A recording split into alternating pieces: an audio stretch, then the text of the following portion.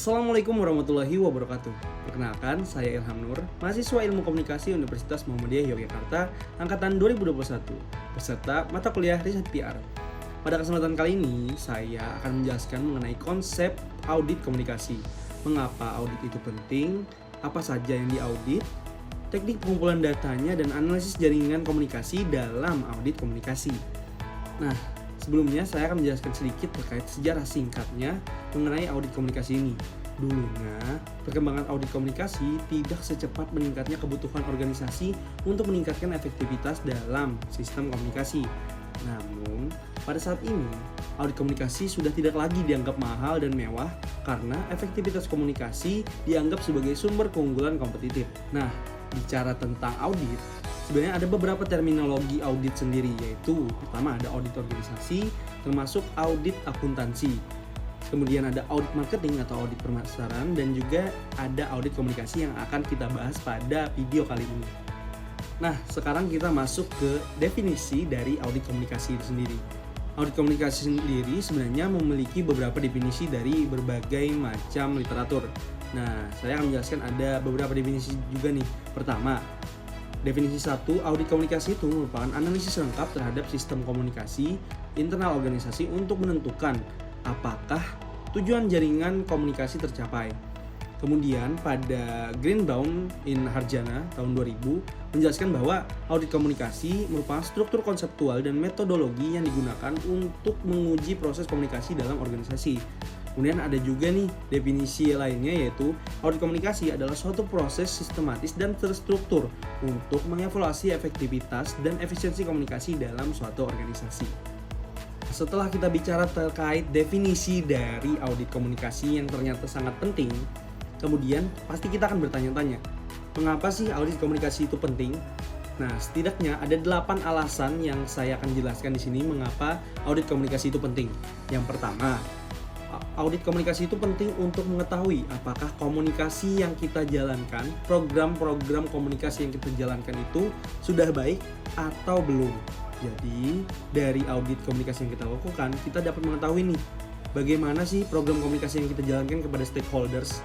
Apakah sudah berjalan dengan semestinya, berjalan dengan baik, atau belum.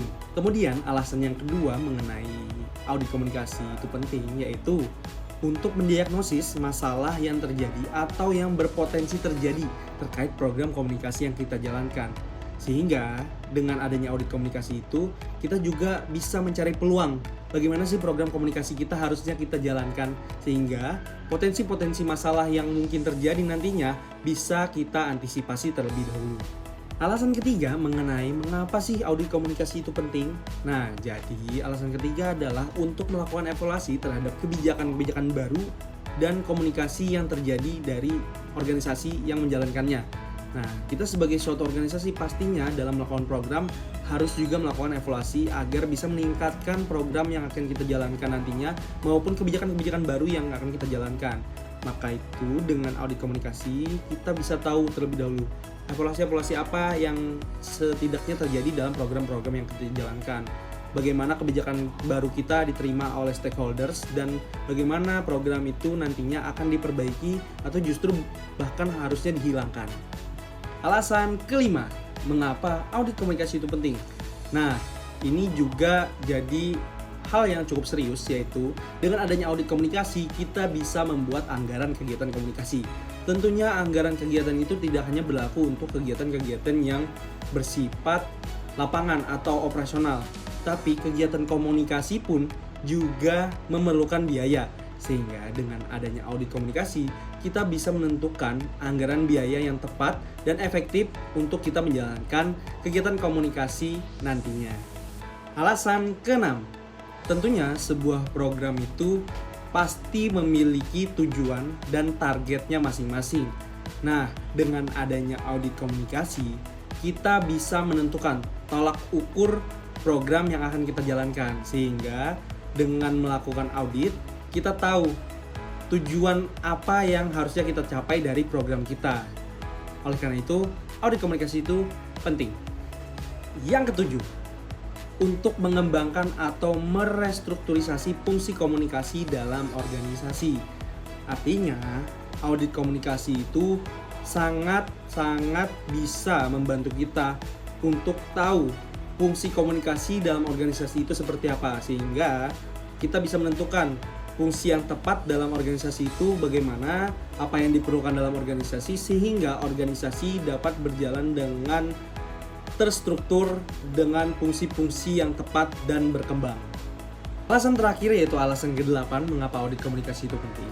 Jadi, audit komunikasi itu juga bisa menjadi alasan untuk kita bisa membangun landasan dan latar belakang pengembangan kebijakan baru dan perencanaan komunikasi.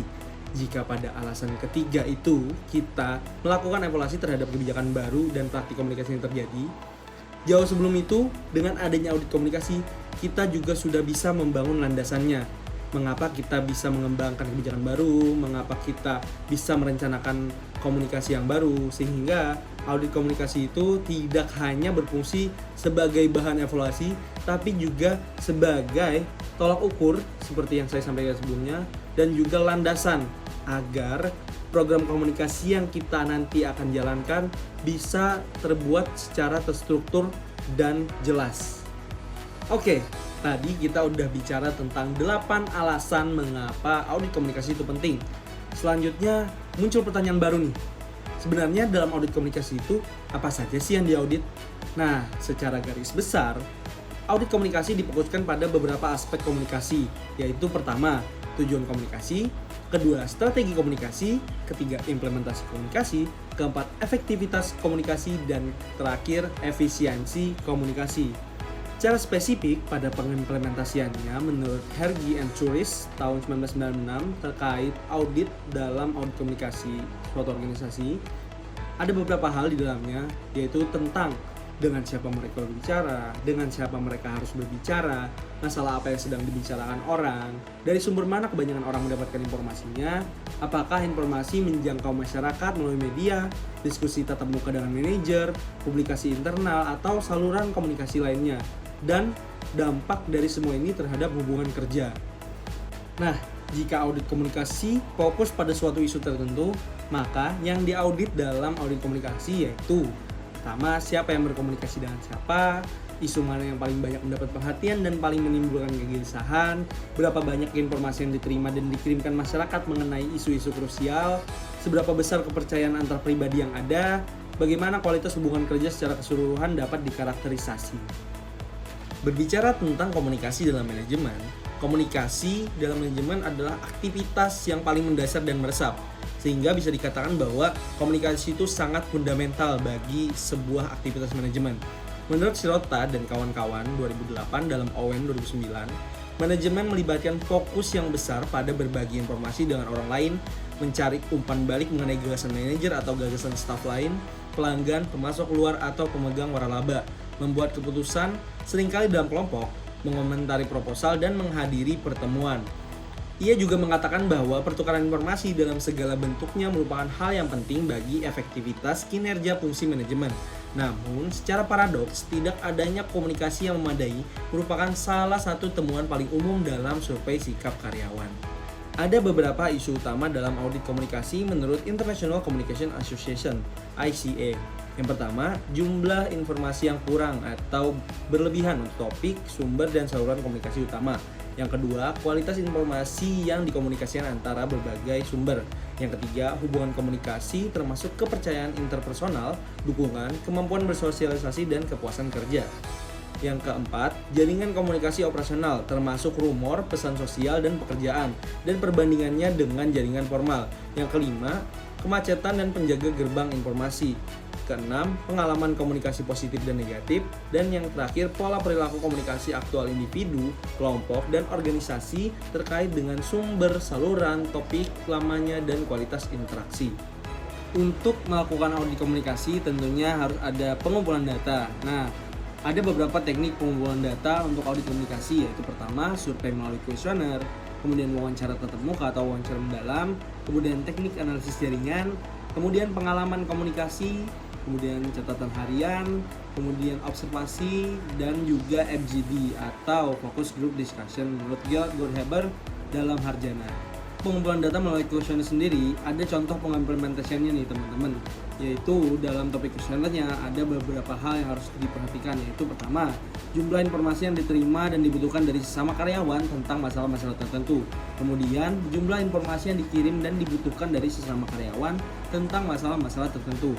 Yang ketiga, jumlah tindak lanjut yang diambil dan dibutuhkan terkait dengan informasi tersebut. Kemudian, jumlah informasi yang dibutuhkan dan diterima dari sumber-sumber tertentu.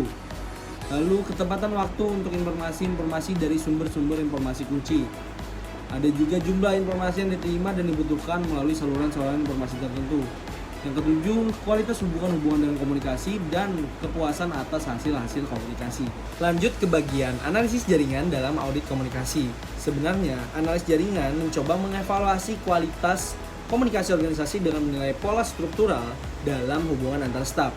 Dan segala jenis hubungan antar karyawan dapat dipelajari. Nah, pada audit komunikasi itu sendiri, sebenarnya terdapat dua jenis hubungan yang mendominasi. Pertama yaitu hubungan afektif, misalnya perasaan persahabatan, kepercayaan antara masing-masing karyawan, atau penghargaan karyawan. Dan yang kedua yaitu berbagai jenis hubungan pertukaran informasi. Selain penjelasan-penjelasan yang sudah saya sebutkan tadi, menurut Lucius dan Kuhnert pada tahun 1997, analisis jaringan juga dapat mengidentifikasi subkelompok loh, baik kelompok fungsional maupun kelompok informal.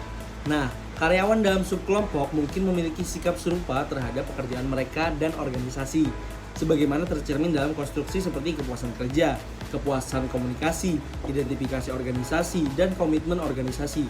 Dengan mengungkap kelompok-kelompok ini, analis jaringan dapat membantu menjelaskan fenomena organisasi.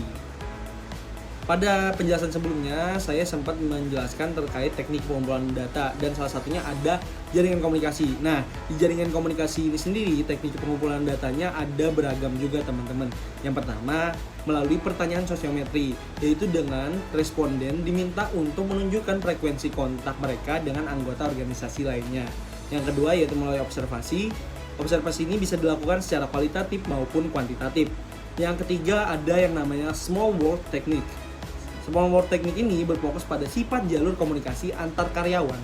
Apakah ada hubungan langsung atau terhubung satu sama lain oleh satu atau lebih rekan kerja. Dengan demikian, teknik ini menyoroti derajat pemisahan dan panjang jalur antar karyawan atau departemen. Kemudian yang keempat ada archival analysis, yaitu 3 jenis data arsip dapat berfungsi sebagai input untuk analisis jaringan. Catatan surat internal, catatan telepon, dan pertukaran email. Ketiganya memungkinkan untuk mengidentifikasi aktor spesifik yang terlibat. Dalam kasus surat dan email bahkan dimungkinkan untuk membedakan antara pengirim dan penerima, tanggal dan waktu pertukaran pesan, dan dalam beberapa kasus topik pesan, menurut Danowski dan Edison Swift pada tahun 1985. Baik teman-teman, mungkin sekian penjelasan saya mengenai audit komunikasi yang tadi meliputi konsepnya, kemudian kenapa audit ini penting, ada beberapa alasan tadi yang sudah saya sampaikan, kemudian apa saja yang diaudit dalam audit komunikasi, teknik pengumpulan datanya, dan analisis jaringan komunikasi dalam audit komunikasi. Oleh karena itu saya ucapkan terima kasih sebanyak-banyaknya atas waktu dan perhatiannya teman-teman untuk menyaksikan video ini. Kemudian untuk Ibu Tri Astuti juga atas materi dan ilmu yang diberikan. Saya ucapkan terima kasih sebanyak-banyaknya. Jika ada salah hilaf mohon maaf. Wassalamualaikum warahmatullahi wabarakatuh. See you.